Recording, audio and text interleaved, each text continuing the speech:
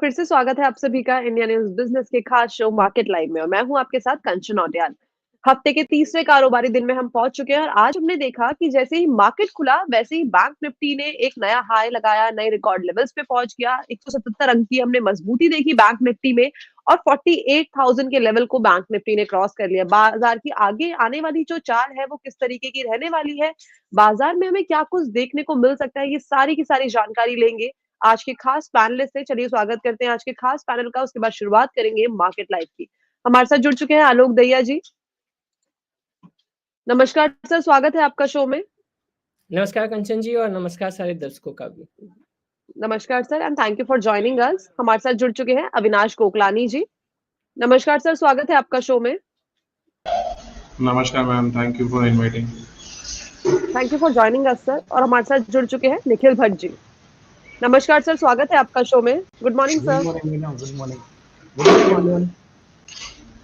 Good morning everyone and thank you all of you for joining अस। और आज का जो सेशन रहने वाला है काफी ज्यादा इंटरेस्टिंग रहने वाला है। अलग अलग स्टेट से हमारे साथ लोग जुड़ चुके हैं। जिस तरीके की दिल्ली की ठंड बढ़ती जा रही है वैसे हम देख रहे हैं कि टेम्परेचर के साथ साथ मार्केट का टेम्परेचर भी अप होता जा रहा है और बैंक निफ्टी ने इसी के साथ एक नया हाई लगा दिया है। ये नया हाई कब तक सस्टेन रहेगा? क्या अब इसके बाद जो ये हमें अनयूजुअल सी ऊंचाई बाजार में देखने को मिल रही है, क्या ये एक्चुअल में अनयूजुअल है? क्योंकि एक फेस्टिव मोड की तरफ हम अप्रोच कर रहे हैं, इलेक्शन ईयर की तरफ हम अप्रोच कर रहे हैं, लेकिन इलेक्शन ईयर से पहले एक फेस्टिव का मूड आने वाला है, क्रिसमस आने वाला है, न्यू ईयर आने वाला है, जिसके चलते लोग हॉलीडे के उसमें चले जाते हैं, थोड़ा सा बाजार से एक टेक ऑफ ले लेते हैं और उस टाइम पे थोड़ा रेस्ट का मूड होता है। बाजार में भी हमें वो रेस्ट देखने को मिलेगा। बाजार में वापस से वो हमें कंसोलिडेशन का फेज जो आज से 1 महीने पहले तक लगातार हमें देखने को मिल रहा था और उससे पहले जो हमें देखने को मिल रहा था वो था एक डाउन ट्रेंड। किस तरीके का बाजार के अंदर ट्रेंड रहने वाला है, आलोक सर मैं आपसे पूछना चाहूंगी। और बाजार में आगे हमें किस तरीके से स्ट्रैटेजी को प्लान करना चाहिए, आप इसके बारे में प्लीज राय दीजिए। नमस्कार एक बार फिर से कंचन जी और सारे दर्शकों का भी। आलोक सर मेरे को 1 मिनट दीजिएगा, एक एक्सपर्ट और जुड़ चुके हैं, उनको भी एक बार मैं पैनल में जोड़ लूं, उसके बाद हम शुरुआत करते हैं, ठीक है? ठीक। हमारे साथ जुड़ चुके हैं रोहन शिंदे जी। नमस्कार सर, स्वागत है आपका शो में। नमस्कार आपको और आपके सभी दर्शकों को। Thank you for joining us sir. ठीक है, coming back to you Alok sir. तो कंचन जी जिस तरीके से निफ्टी ने दौड़ लगाई है, मैं इसको तेजी के साथ अच्छा वर्ड होगा दौड़ लगाई है, वो करीब करीब अगर हम चार्ट पे देखें तो 80 टू 90 डिग्री के एंगल से दौड़ लगाई है। तो ऐसे कंडीशन में ये जो एक अनयूजुअल सी तेजी है, देखिए अब ये यूजुअल है या अनयूजुअल है उसके लिए कहीं ना कहीं एनालिस्ट हम लोग ही जिम्मेवार है, क्योंकि इस तरीके की तेजी बाजार में शायद कुछ कम ही लोगों ने प्रेडिक्ट की थी। ओवरऑल अगर बात करें, बहुत लंबे समय से आपके चैनल पे भी कहता आ रहा था कि चुनाव एक बहुत बड़ा ट्रिगर होने वाला है हमारे बाजार में, और ऊपर से जो अभी 3 स्टेट्स के रिजल्ट आए थे उसके बाद जिस तरीके का कॉन्फिडेंस बाहर वालों मतलब एफआईआई ने दिखाया भारतीय बाजार में, इवन हमारे रिटेल निवेशकों ने भी जिस तरीके का मूड और मिजाज दिखाया है, उसमें देखिए इस तेजी को नकारा नहीं जा सकता। बट अगर टेक्निकली बात करें तो अनयूजुअल इसलिए है क्योंकि हम वर्टिकल राइज को हमेशा वर्टिकल फॉल की तरह देखते हैं कि एक वर्टिकल राइज अगर आती है तो वहां पे एक वर्टिकल फॉल भी बनता हुआ नजर आता है। अब एक आम निवेशक क्या करे, एक आम ट्रेडर क्या करे, उसके लिए जरूरत है कि समय समय पे आप अपने पोर्टफोलियो को रिबैलेंस करिए और पोर्टफोलियो में जहां भी आपका पैसा बन रहा है उसको बुकिंग करना चाहिए with the help of your investment advisor और रिसर्च एनालिस्ट। अब इस तेजी में जिस तरीके का आज भी बाजार है, एक गैप अप ओपनिंग हम लगातार अगर पिछले 15 दिन का डेटा निकाल के देखेंगे तो एक गैप अप ओपनिंग हो रही है और उसके बाद पूरा दिन बाजार एक कंसोलिडेट कर रहा है। इस तरीके के मूड बाजार में जहाँ पे बाजार भाग नहीं रहा है, कूद कूद के भाग रहा है, वैसे कंडीशन में आपको कहीं ना कहीं सावधानी बरतने की जरूरत है। और खासकर मैं पहले भी बोला हूँ, आज भी बोलता हूँ, दुनिया का सबसे बड़ा दुख है जब आपका नॉशनल प्रॉफिट आपका नॉशनल लॉस में कन्वर्ट हो जाता है। तो जहां पे प्रॉफिट बने वहां पार्शियली ही आप प्रॉफिट बुकिंग करिए, लेकिन आपको प्रॉफिट बुकिंग करनी चाहिए। निफ्टी फिलहाल 21,541 के आसपास है और आज 21,600 के आसपास की का हाई बनाया है। आज अगर 21,600 के ऊपर की क्लोजिंग देता है तो वेल एंड गुड है, अदरवाइज सेकंड हाफ में बिकवाली देखने को मिल सकती है। और नीचे में अगर 21,300 के नीचे ये बाजार फिसलता है तो इसमें गिरावट आने वाले दिन में स्पेशली 15 जनवरी तक ये गिरावट और जारी रह सकती है। जी, ठीक है। तो जो आपने अपना ओवरऑल अभी राय दी है वो एक हॉलिडे के मूड को देखते हुए दी है और ये थोड़ा शॉर्ट टर्म का नज़रिया है, राइट? जी, लॉन्ग टर्म की अगर हम बात करें सर? लॉन्ग टर्म का नज़रिया पे अगर कंचन जी बात करें तो देखिए जब चुनाव आता है तो रिपोर्ट कार्ड देखे जाते हैं और एक रिपोर्ट कार्ड का एक बैरोमीटर जो है वो कहीं न कहीं अपना इंडियन मार्केट में निफ्टी और सेंसेक्स ही है। तो सरकार ने क्या किया 5 साल और अभी आगे क्या करने की उम्मीद है, ये सारी चीज़ें कहीं न कहीं अगर रिफ्लेक्ट होती है तो वो इंडियन मार्केट पे है और वो हमने देखा भी जिस तरीके से 188 के फिगर से निफ्टी ने दौड़ना शुरू किया है, वो रुकने का नाम नहीं ले रहा और शायद 3 स्टेट में जीत के बाद तो ये चीज़ और पुख्ता हो गई कहीं न कहीं कि हम अगले 5 साल के लिए प्लान कर सकते हैं, ऐसा अमूमन मार्केट को भरोसा आया है। और मार्केट को हमेशा एक क्लियर कट इंडिकेशन ही चाहिए होता है किसी तेज़ी के लिए। तो मैं ये नहीं बोलूँगा कि यहाँ पे जो गिरावट आएगी उसके बाद बाज़ार खत्म हो जाएगा। गिरावट जो आएगी उसमें आप अपने साइकोलॉजी पे कितना कंट्रोल कर पाएँगे ये एक बड़ा फैक्टर रहेगा। इसलिए सलाह ये रहेगी कि time to time profit booking करते रहिए, कॉशियस अप्रोच रखिए कि कल को अगर एक बड़ी गिरावट आती है क्योंकि बेयर का जो काम है वो लुढ़कने का होता है। वो इतने जितनी अच्छे और आसानी से तेज़ी आती है उतने ही प्यार से और मोहब्बत से मंदी नहीं आती या गिरावट नहीं आती। तो वैसे गिरावट में आप मेंटली कितने स्ट्रॉन्ग रहेंगे एक बड़ा फैक्टर रहेगा। ओवरऑल में तो इंडियन इकोनॉमी के लिए आज भी मैं बहुत पॉजिटिव हूँ और आने वाले टाइम में अगर ये गवर्नमेंट क्लियर कट गवर्नमेंट निकल के आती है तो इससे अच्छा इस इंडियन इकोनॉमी के लिए हो नहीं सकता। जी, ठीक है। तो शॉर्ट टर्म का नज़रिया साथ ही साथ लॉन्ग टर्म का नज़रिया दोनों के ऊपर हमने बातचीत कर ली है। शॉर्ट टर्म में हमें हो सकता है कि थोड़ा-सा कंसोलिडेशन का या तो फिर डाउन ट्रेंड का ट्रेंड देखने को मिले 15 जनवरी तक, लेकिन उसके बाद जो लॉन्ग टर्म का नज़रिया है वो काफ़ी ज़्यादा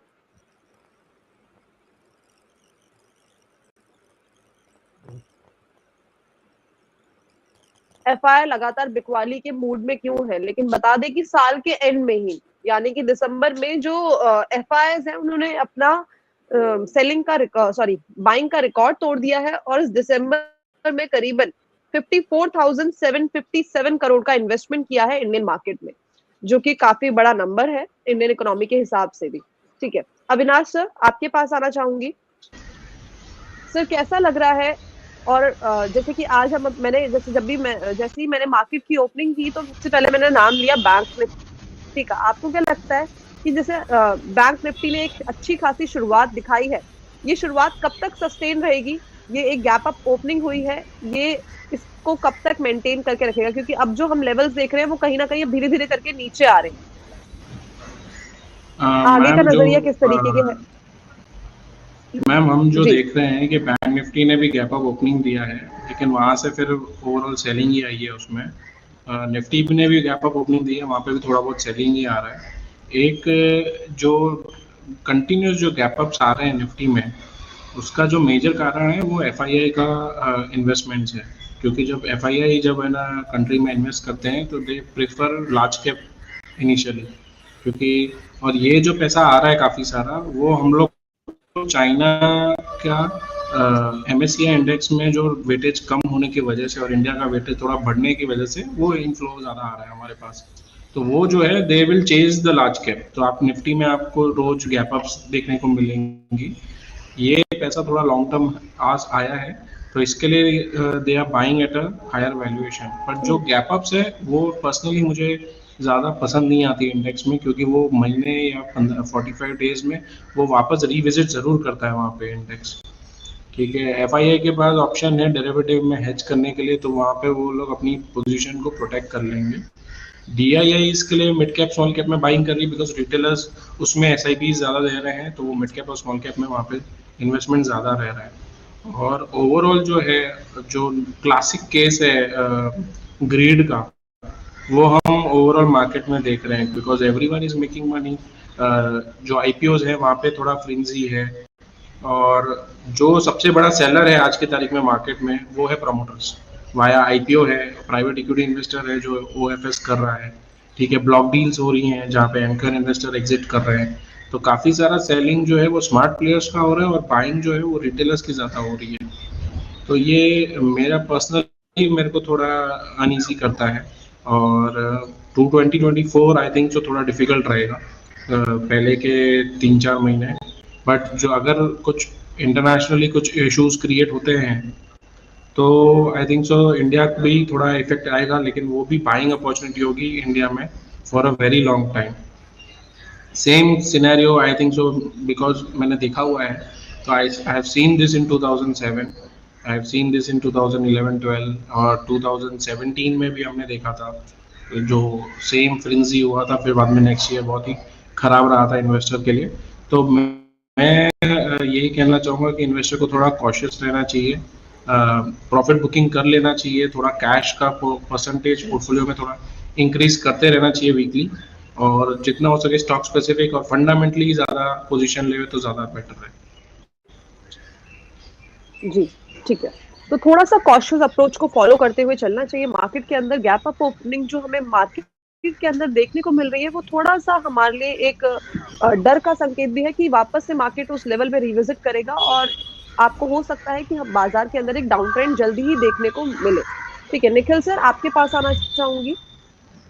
सबसे पहले मैं बताना चाहूंगी, जो निखिल सर आपने उस दिन कॉन्क्लेव में जब आप आए थे, विजिट किया था इंडियन न्यूज बिजनेस के कॉन्क्लेव में, तो काफी सारी वहां पे बातें हुई थी। शायद से वो बातें हम मार्केट के इस ड्यूरेशन में नहीं कर पाते क्योंकि टाइम थोड़ा सा कंस्ट्रिक्ट होता है, लेकिन वहां पे काफी अच्छे तरीके से कि इंडिया का जो रोड मैप है $5 ट्रिलियन की इकोनॉमी का, वो किस तरीके से बनाया जाए और इंडियन मार्केट है वो उनका जो रास्ता है वो किस तरीके का दिख रहा है। साथ ही साथ हमें क्या आने वाले टाइम पे सेंसेक्स के जो लेवल है 2025 तक 1 लाख तक के देखने को मिलेंगे, इसके ऊपर काफी इलैबोरेटेड वे में निखिल सर ने अपनी राय रखी थी। सर आज बाजार को देखते हुए आपकी क्या राय है? क्योंकि जब आप लास्ट एपिसोड में आए थे आपने थोड़ा सा डर जताया था मार्केट को देखते हुए, वो डर कायम है या वापस से आप बुलिश ट्रेंड में आ चुके हैं? कंचन जी थैंक यू वेरी मच। आपने जो हम लोग दिल्ली में मतलब मिले थे और वो भी बात कर दिया, बहुत बढ़िया। मैडम पहले तो thank you very much for आपकी पूरी टीम को, स्पेशली लवजीत सिंह सर को और स्पेशली आपको कि आपने वो मतलब बहुत बढ़िया मतलब एक प्रेजेंटेशन के साथ हम लोगों को मतलब वहाँ पर एक अपना विचार रखने का मौका दिया था। और आज जो सवाल है मैडम 5 ट्रिलियन का जो उस टाइम भी था, तो रिकॉर्ड ब्रेक तेजी को वैश्विक बाजारों में से भी सपोर्ट मिल रहा है। ये मेरा एक टैगलाइन, रिकॉर्ड ब्रेक तेजी जो है उसको वैश्विक बाजारों से मतलब वैश्विक बाजारों से भी एक सपोर्ट मिल रहा है। जैसे फेड रिजर्व ने इंटरेस्ट रेट कम करने की बात की 2024 में, उसको अनचेंज भी रखा और कम करने की बात की। आज भी बैंक ऑफ जापान ने अपने ब्याज दर को बरकरार रखा। मतलब उसका मतलब क्या है, पूरे विश्व के अंदर सबकी नजर भारत पर है। और आज स्थानिक स्तर पर भी फाइनेंशियल ईयर 2023-24 में डायरेक्ट टैक्स कलेक्शन जो हुआ वो 21% बढ़कर 13.7 लाख करोड़ तक की नई ऊंचाइयां प्राप्त कर रहा है। मतलब जो डर गया तेजी से, आप समझो वो एग्जिट हो गया। मार्केट में पहले मंदी का डर लग रहा था, अब तेजी का डर लग रहा है। और तेजी में आज भी इन्वेस्टर ऐसा बोल रहे इतने सारे आईपीओ आ रहे हैं, हम लोग सोच नहीं सकते एक दिन में 9 आईपीओ आ रहे हैं। वो पैसा कहाँ से आता है? वो स्थानिक लेवल से आता है। म्यूचुअल फंड की जो मतलब इनकम है, एसआईपी की इनकम है, जीएसटी की इनकम है, और अपना जीडीपी ग्रोथ का मतलब बढ़ने की जो संभावनाएं बताई जा रही है। साथ साथ में इन्फ्लेशन रेट 22 तारीख को मतलब परसों 22 तारीख को इन्फ्लेशन के भी रेट आने वाले हैं, मतलब आंकड़े, तो उस पर भी सबकी नजर रहेगी। मतलब ये नया तेजी का जो माहौल है ये बरकरार रहेगा। आज 21,650 के ऊपर निफ्टी फ्यूचर ने ट्रेड किया और 71,900 पॉइंट के ऊपर सेंसेक्स ने जो मतलब तेजी बनाई है, ये कंटिन्यू तेजी रहेगी। हाँ, 200-300 पॉइंट की निफ्टी में गिरावट ये अभी मतलब कोई मायने नहीं रखेगी। आने वाले दिनों में एफपीआई उसने 43,000 करोड़ की खरीदारी की। अच्छा, लार्ज कैप की जो मतलब अभी खरीदारी है वो तो अभी बाकी है। ये तो small cap, mid cap, IPO, SME, ये सब फंड जो है मतलब जिन लोगों ने फंड है, इसकी तेजी अभी चल रही है। तो मेरे हिसाब से आने वाले दिनों में देखिए, अभी इंटरनेशनल मॉनेटरी फंड ने भी एक बहुत एक अनुमान लगाया कि भारत अपनी आर्थिक नीतियों के कारण इस वर्ष दुनिया की सबसे तेजी से बढ़ती प्रमुख अर्थव्यवस्था बन जाएगी। हम लोग तो एनालिस्ट है, स्थानिक लेवल पर हम लोग अपने एक प्रिडिक्शन बता रहे हैं कि करेक्शन आएगा ये हो, लेकिन जब इंटरनेशनल मॉनेटरी फंड ये चीज बता रही है कि भारत आर्थिक नीतियों में प्रमुख अर्थव्यवस्था बन जाएगा, उसका मतलब आने वाले दिनों में एक बहुत बड़ी तेजी दिखाई देगी। निफ्टी फ्यूचर का लेवल आप बताइए तो मतलब 200-300 पॉइंट का, और बैंक निफ्टी में 500-1000 पॉइंट का जो भी करेक्शन है वो अभी मतलब उसको डिस्काउंट कर देंगे। तो आने वाले दिनों में मेरे हिसाब से नई नई तेजी का माहौल बनेगा। हाँ, दो तीन चीज है जिसको हम लोग मतलब नजरअंदाज नहीं कर सकते, जो है एक नया मतलब नई महामारी, जिससे चल के दुनिया फिर से मतलब वो चिंतित हो गई है, टेंशन में आ गई है, क्योंकि भारत में भी कोरोना के नए मामले धीरे धीरे जोर पकड़ रहे हैं। तो आने वाले दिनों में मेरे हिसाब से ये बीमारी और ये जो चीज है नेगेटिव जितने भी फैक्टर्स है उसको मतलब डिस्काउंट करके मैं एक टैगलाइन अभी बनाया है कि आने वाले दिनों में प्री बजट रैली तो बाकी है मेरे यार, आप समझ रहे हैं, अभी प्री बजट रैली तो बाकी है, क्योंकि 1 फरवरी को प्री बजट रैली का एक संकेत दे रहे हैं, और काफी सारे फंड्स भी बहुत इंटरेस्टेड है कि बजट के अंदर बैंकिंग सेक्टर और तो मेरे हिसाब से 200-300 का करेक्शन कोई मायने नहीं रखता है, और तेजी का माहौल है। स्टॉक स्पेसिफिक फंडामेंटल बैंकिंग और इंफ्रास्ट्रक्चर शेयरों में अपनी एक खरीदारी रखनी चाहिए। जी, ठीक है। तो जानकारी ले ली है और तेजी का माहौल है, और किस तरीके से स्ट्रैटेजी को आपको बनाना चाहिए, किस तरीके की अप्रोच बाजार में रखनी चाहिए, वो सारी की सारी जानकारी ले ली है निखिल सर से। अब आना चाहूंगी मैं रोहन सर आपके पास। सर, आपको क्या लगता है कि बाजार में जो इस टाइम पे स्पेसिफिकली, जैसे कि आप चार्ट्स को ज्यादा फॉलो करते हैं, टेक्निकल चार्ट्स किस तरीके के हमें संकेत दे रहे हैं, और साथ ही साथ आने वाले टाइम पे हमें क्या वापस से एक डाउन ट्रेंड देखने को मिलेगा? क्योंकि अभी पूरे मार्केट में एक खुशियां मनाई जा रही है। एक तो खुशी इसलिए कि हॉलिडे आने वाली है, सबसे पहली खुशी उसकी, और दूसरी है कि जो मार्केट है वो ऑल टाइम हाई पे है। इंडियन मार्केट जो है ईयर के एंड तक अपने ऑल टाइम हाई पे पहुंच गया। अगर हम ग्लोबली देखें तो इंडियन मार्केट अपनी एक काफी स्ट्रॉन्ग पोजीशन को मेंटेन करके बैठा हुआ है। लेकिन ये चीजें क्या चार्ट्स में भी हमें दिख रही है? चार्ट्स भी वही फॉलो कर रहे हैं जो फंडामेंटली ग्लोबली और हमारे इंडियन मार्केट फॉलो कर रहे हैं। देखिए, चार्ट में तो बहुत सारी चीजें ऑलरेडी जो मैं देखता हूँ तो उसमें डिस्काउंट हो चुकी है, जो पॉजिटिव है। अभी यही यहाँ से कोई नहीं बता सकता, क्योंकि ऑलरेडी मार्केट ऑलमोस्ट रोज ही नया ऑल टाइम हाई बना रहा है। तो मार्केट कहाँ तक नया ऑल टाइम हाई बना रहा है, तो ऊपर का कोई लेवल ऐसा नहीं है स्पेसिफिक। और टेक्निकल चार्ट्स के ऊपर देखूँ तो ऐसा कोई इंडिकेशन भी नहीं है कि जिसको लेके हम एक्सपेक्ट कर सकते थे कि मार्केट यहाँ से नीचे आ सकते हैं। एक ही चीज यहाँ पे होगी कि यहाँ पे वैल्यूएशंस फंडामेंटली में थोड़ी सी अभी बात करना चाहूंगा। वैल्यूएशंस बहुत सारे स्टॉक्स के काफी हाई पे है, और वो शायद किसी ट्रिगर को देख रहे कि कोई ट्रिगर होना चाहिए मार्केट को करेक्शन लाने के लिए। वो ट्रिगर अभी फंडामेंटली कुछ है नहीं, ना ही ग्लोबल मार्केट से ना ही इंडियन मार्केट से। तो इसके बाद इसका सीधा मतलब है कि अगर कोई डिप आता भी है, कोई फॉल आता भी है, तो एक बाइंग अपॉर्चुनिटी रहेगी। लेकिन नेक्स्ट ईयर में मैं एक स्पेसिफिक अगर सारे सेक्टर का मैं स्टडी करता हूँ तो मुझे लगता है कि next year stock specific year ही ज्यादा करके रहने वाला है, क्योंकि वैल्यूएशंस में अगर कोई भी ट्रिगर ग्लोबल मार्केट के कारण अगर बेरिश ट्रिगर होता है, तो जो जिन स्टॉक के वैल्यूएशन काफी हाई पे, वहां पे एक बहुत बड़ी करेक्शन आने की संभावना आ सकती है। लेकिन वो ट्रिगर आने के बाद की बात है, वो भी पहली चीज हम चार्ट्स के ऊपर देख पाएंगे। लेकिन अभी चार्ट्स के ऊपर वैसी कोई चीज नहीं है, सिर्फ थोड़ा सा आपको स्टॉक स्पेसिफिक रहने में ज्यादा है कि हर स्टॉक्स में अगर आप अपॉर्चुनिटी मिस हो रही है और वो उसको इन्वेस्ट करना चाहिए, तो वो थोड़ा रिस्की हो जाएगा कि हर स्टॉक आगे जाके 3-4 महीने का व्यू लेके वो उस तरह से परफॉर्म नहीं करेंगे। तो स्टॉक स्पेसिफिक आना काफी इंपॉर्टेंट रहेगा, उसके लिए फंडामेंटल एक बहुत ही अच्छा बेस रहेगा। और निफ्टी के लिए अगर मैं टेक्निकली देखूं तो जब तक निफ्टी 21,400 के ऊपर हमें वीकली क्लोजिंग नहीं मिलती, तो ऐसा कोई मेजर बेरिश का साइन मुझे नहीं लगता कि निफ्टी में आएगा। हो सकता है कि ये रैली स्ट्रेच होके आगे अगर 21,400 का लेवल मेंटेन होता है डेली और वीकली बेसिस पे, तो हमें नेक्स्ट जनवरी तक 22,000 के लेवल्स भी देखने को मिल सकते हैं। जी, ठीक है। तो अभी बेरिश के कहीं पे भी हमें साइन नहीं दिख रहे हैं, और जो न्यूज़ थी वो ऑलरेडी चार्ट्स के ऊपर डिस्काउंट हो गई है, और आने वाले टाइम पे हमें एक बाजार के अंदर अच्छे लेवल्स, नए रिकॉर्ड लेवल्स वापस से देखने को मिल सकते हैं। ठीक है, बाजार के ऊपर तो हमने ओवरऑल राय ले ली है। मोस्टली एक्सपर्ट्स जो थे उन्होंने बोला है कि इस टाइम पे हमें स्टॉक स्पेसिफिक अप्रोच को देखते हुए चलना चाहिए, स्टॉक स्पेसिफिक काम करना चाहिए बाजार के अंदर। अब जान लेते हैं वो एक्चुअल में स्टॉक्स कौन से हैं जिनके अंदर हमें काम करना चाहिए, जहां से हम अपना मुनाफा बना सकते हैं। आलोक सर, मैं आपके पास आना चाहूंगी। एक बात मैं पहले बोलना चाहूंगी, उसके बाद मैं आपकी स्टॉक्स रिकमेंडेशन लेना चाहूंगी। सर, आप जब आए थे लास्ट 1 महीने पहले करीबन, तो आपने बोला था एक स्टॉक रिकमेंडेशन आपकी तरफ से थी बायोकॉन, राइट? और उसके बाद जो जिस तरीके से हम ग्लोबल सेंटिमेंट्स देख रहे हैं कि जो ये कोरोना का डर वापस से आता हुआ दिख रहा है, JN1 का जो हमारा वेरिएंट है वो वापस से सस्पेक्ट हुआ है, काफी सारे केसेस भी उसके आ गए हैं, उसके चलते ग्लोबली ये एक डर है। लेकिन शेयर मार्केट के लिए और जो डायग्नोस्टिक सेक्टर है हमारा बेसिकली, और वहां के शेयर्स है, उनके लिए एक वापस से मस्ती का मूड आ गया है, क्योंकि अब वो भागने वाले हैं, क्योंकि टेस्टिंग बढ़ गई है, डायग्नोसिस बढ़ गई है, और वो जो शेयर्स है वो कहीं ना कहीं अच्छी खासी रैली दिखा रहे हैं। आपका क्या स्टैंड है इसके ऊपर? साथ ही साथ आपकी आज की स्टॉक रिकमेंडेशन क्या है?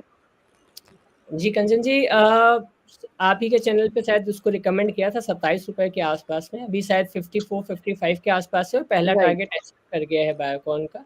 और साथ में एक और अपडेट देना चाहूंगा कि एम्फेसिस ग्लोबल भी हमने बड़े कम भाव पर 2200 के आसपास में रिकमेंड किया था, जो आज के डेट में करीब 2700 2700 है, और फाइनल जो उसका टारगेट था 2800 का, तो उसके बेहद करीब फिलहाल में वो काम करता हुआ नजर आ रहा है।